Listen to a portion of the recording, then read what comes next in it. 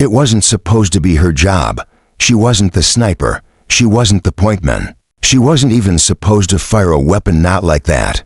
Her role was clear: Air Force Combat Controller. Her mission: coordinate air support. Her weapon: radio frequencies, not rifles.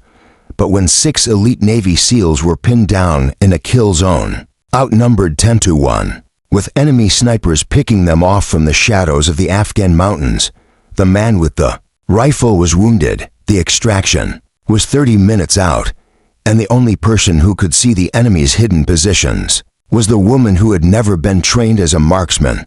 So she reached for the M24 Sniper rifle and took the 3 most important shots in the mission's history. 3 shots, 3 kills, 1 woman, and a single truth that echoed across the battlefield. Sometimes the hero isn't the one with the title.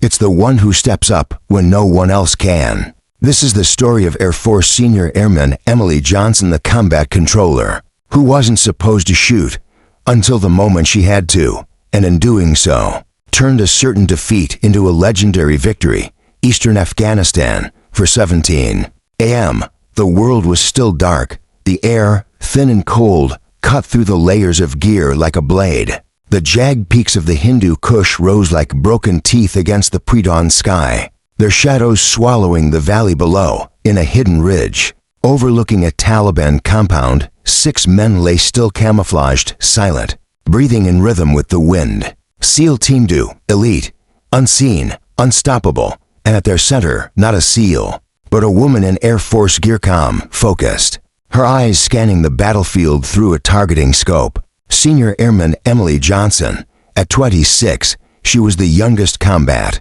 controller ever attached to a Navy SEAL team. Her role? To be the lifeline between the ground and the sky, to call in air support, to guide bombs with pinpoint accuracy, to keep her team alive when the situation went south.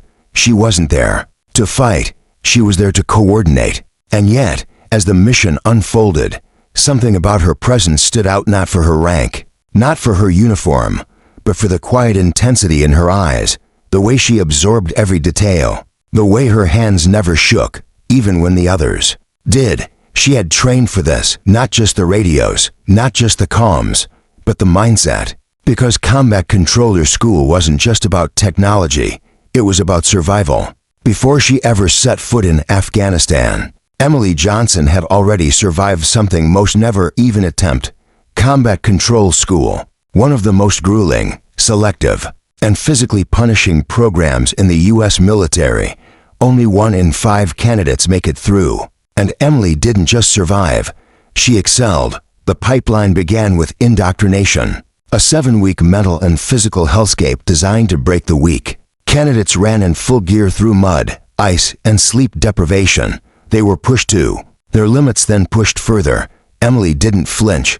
She ranked top 3 in her class in endurance, navigation, and stress tolerance. Next came SCUBA, parachute, and freefall training, because combat controllers don't just call in airstrikes. They insert behind enemy lines by sea, air, or land. Then came tactical air control, where she learned to direct F-15s, A-10s, and B-52s with millimeter precision, sometimes within 100 meters of friendly forces. And finally, advanced marksmanship, not just basic shooting, precision, long-range ballistics, wind calculation, bullet drop, suppressed fire, engaging targets at 800 meters. It wasn't her primary role, but the Air Force knew, in war, plans change, and the best controllers aren't just communicators, they're survivors. Emily trained with the M24 Sniper Weapon System for 120 hours.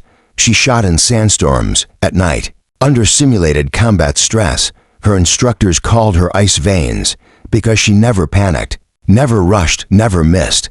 But when she was assigned to SEAL Team 2, her file read, combat controller, liaison role, no direct engagement. They didn't know what she was capable of, not yet. Intelligence had confirmed it as a high-value Taliban command center. The man inside Commander Zahir Rahim was responsible for orchestrating attacks across eastern Afghanistan, IEDs, ambushes, suicide bombings, over 40 American lives lost under his command.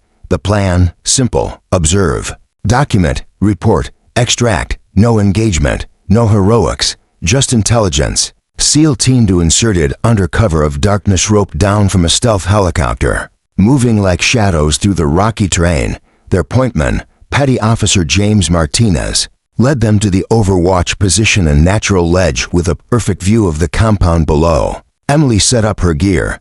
SATCOM for secure comms, laser designator for target marking, GPS tracker for extraction coordinates, and the M24 Sniper rifle carried by Petty Officer Michael Rodriguez, the team's designated marksman. She didn't touch it, not yet. Her job was to monitor the airwaves, ready to call in an AC-130 gunship or an F-16 strike if things went sideways. But as the first light crept over the mountains, the first sign of trouble came. Movement in the compound, Rodriguez whispered, adjusting his high-powered scope to guards. Armed, rotating pattern. Emily noted it, logged it. Then, Martinez's voice crackled over the net. Johnson, I've got movement on the ridge line. Multiple groups, armed, moving in a coordinated pattern. Emily froze. This wasn't random. This was an ambush. She checked her thermal scope. 3 directions, dozens of heat signatures, closing in. Lieutenant David Patterson, the team's OIC, immediately understood the threat. They were being surrounded, and not by random insurgents. These were trained fighters. Their movements were precise, their positioning perfect. They had established overlapping fields of fire, turning the ridge into a kill zone, and worst of all, they had snipers. Emily's targeting scope confirmed it. 3 hidden positions. Northeast, a cave 650 meters out. South, a rock formation 720 meters. West, a camouflaged nest, nearly invisible 800 meters. Each had a clear line of sight to the SEALs. Each could pick them off one by one, and if the team tried to move, they'd be cut down before they took 5 steps. Patterson barked into the radio. Johnson, get me immediate air support. We're compromised. Emily's fingers flew across her comms panel. She reached the Joint Operations Center in seconds, but the answer was worse than expected. Negative, airmen. Weather minimums and SAM threats in your sector. No aviation. Assets available for 30 minutes. Patterson's face went pale. 30 minutes. In combat. That wasn't a delay. It was a death sentence. The first shot rang out. A Taliban sniper fired from the northeast. The bullet whizzed past Martinez's head, embedding itself in the rock. Contact east. Rodriguez shouted, returning fire with his M4. But Emily knew it was useless. They were pinned. No air support, no backup, and the enemy was closing in. Patterson turned to her. Johnson, coordinate extraction. We're pulling back. Emily nodded. She began calling the extraction chopper, calculating LZ coordinates, preparing for a hot insertion under fire. But as she scanned the battlefield, something caught her eye. The enemy snipers weren't just firing, they were coordinating. One would fire, the others would shift. They were directing the entire attack. And from her elevated position, using her targeting scope's advanced optics, she could see them. The SEALs couldn't. Their angles were blocked. But she had a clear shot. She turned to Patterson. Sir, she said, calm but firm. I can eliminate the shooters that are pinning us down. Patterson looked at her like she'd lost her mind. Johnson, your job is extraction, not engagement. We need you on comms. Emily didn't flinch. Sir, I can make the shots. I've trained with the M24. I've qualified at 800 meters. I know the wind. I know the range. And I'm the only one who can see them. Patterson hesitated. This wasn't protocol. Combat controllers didn't snipe. They called in airstrikes. But the reality was clear. If they didn't neutralize those snipers, no one was getting out alive. He looked at her. Johnson, what's your assessment of the shots required? Emily didn't hesitate. 3 targets, 500 to 800 meters. Partial concealment, but I can time their firing patterns. If I take them out, the enemy loses coordination. We can move. Patterson took a breath. Then, in a voice that would be remembered for years, Johnson, you have authorization to engage. Emily moved, not fast, not reckless, precise.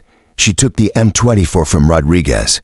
Checked the chamber, adjusted the scope, wind speed, 8 miles per hour. Left to right. Temperature, minus to C. Bullet drop, 1 for meters at 650 meters. She exhaled, steadied her breath, aligned her sight. The Taliban sniper in the northeast cave shifted, raising his rifle to fire. This was it. He exposed himself for 3 seconds. Emily squeezed the trigger. Crack. The sound echoed through the mountains. The bullet 7.60 to by 51 millimeters made a rip through the air, defying wind, gravity, and distance. It struck the sniper center mass. He dropped. No scream, no warning. Just gone. Target 1 down. Emily said, already shifting her scope to the next position. The SEALs stared at her. No one spoke, but Patterson nodded. She wasn't bluffing. The Southern sniper was smarter. He used cover. He fired, then moved. He knew American forces would return fire, but Emily had studied his pattern. He fired. He paused. He repositioned. Every time. He exposed himself for 1.8 seconds. She waited. Heartbeat steady, fingers calm. When he emerged again, she was ready. Crack. The bullet found him mid-movement. He collapsed behind the rocks. Target to neutralized. The SEALs were stunned. Martinez whispered, "Did she just take out 2 enemy snipers with 1 rifle?" Patterson didn't answer. He was watching the battlefield. The enemy fire was already faltering. Without their snipers, the Taliban fighters were disoriented. They didn't know where to shoot. They didn't know who was still alive. And Emily. She was already lining up the 3rd shot. The Western sniper was the hardest. He was nearly invisible, camouflaged, patient, hidden in a crevice so narrow, even thermal couldn't pick him up. But Emily had a trick. She studied the muzzle flashes each time he fired. A tiny spark of light revealed his position. She mapped the pattern, calculated the angle, waited. Then flash. She didn't hesitate. She fired. The bullet traveled 800 meters the outer edge of the M24's effective range, through wind, through cold, through silence. It struck him in the shoulder, spinning him round. He tried to fire again. She fired a 2nd round. Headshot. He fell. Target 3 eliminated. All primary threats down. The battlefield went quiet. No more sniper fire. No more coordinated attacks. The Taliban fighters, now leaderless, began to retreat. And for the first time in 20 minutes, SEAL Team 2 could breathe. Patterson didn't waste a second. Move, move, move. The team advanced, no longer pinned, no longer afraid. They reached the compound, and what they found inside changed. Everything. Maps of American bases, radio logs of planned attacks, photos of U.S. soldiers marked for assassination, and a laptop containing the entire Taliban command structure in the region. Emily's 3 shots hadn't just saved their lives, they had saved the mission. They extracted with the intelligence, returning to base without a single casualty. And when the debriefing began, one name dominated the room: Emily Johnson. Chapter 10. The Aftermath. A new legend back at the base. The truth hit hard. Lieutenant Patterson stood before the team. "Johnson," he said, "what you did today, it wasn't just marksmanship, it was legendary." Rodriguez added, "I've been a sniper for 8 years. I've never seen 3 kills at that range under that pressure. And you weren't even supposed to be the shooter." Emily just smiled. "Just doing my job, sir." But it wasn't just her job. It was instinct, training, courage, and the Air Force noticed. 2 days later, she received new orders: report to Special Operations Command. Advanced sniper training. She wasn't just a combat controller anymore. She was becoming a combat controller, sniper, a dual qualified operator. One of the rarest in the military. The intelligence gathered that day led to 12 high-value arrests, 3 bomb factories destroyed, an entire Taliban network dismantled. American casualties in the region dropped by 78% in the next 6 months. And every time a commander reviewed the mission file, one line stood out: mission success attributed to precision engagement. By Air Force Combat Controller Emily Johnson. Her story became a case study in special operations training, not because she was a sniper, but because she saw a problem no one else could solve and acted. People think heroes are born with medals, that they rise through the ranks with perfect records. But the truth, heroes are made in moments. Moments when the plan fails, when the odds are impossible, when the person least expected to step up does. Emily Johnson wasn't supposed to fire that rifle. She wasn't trained as a designated marksman. She wasn't even meant to be in that position. But when 6 American lives hung in the balance, she didn't hesitate. She didn't ask for permission. She didn't wait for orders. She took the shot and changed everything. Years later, at a special operations symposium, a young airman asked Patterson, "Sir, what made Emily Johnson different?"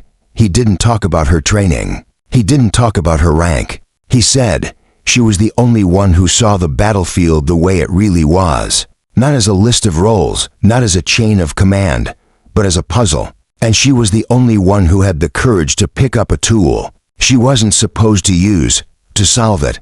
And that's the lesson. Not that snipers are heroes, but that anyone can be when they're ready to act. Even the quiet one in the back, even the one with the headset, even the one who wasn't supposed to pull the trigger.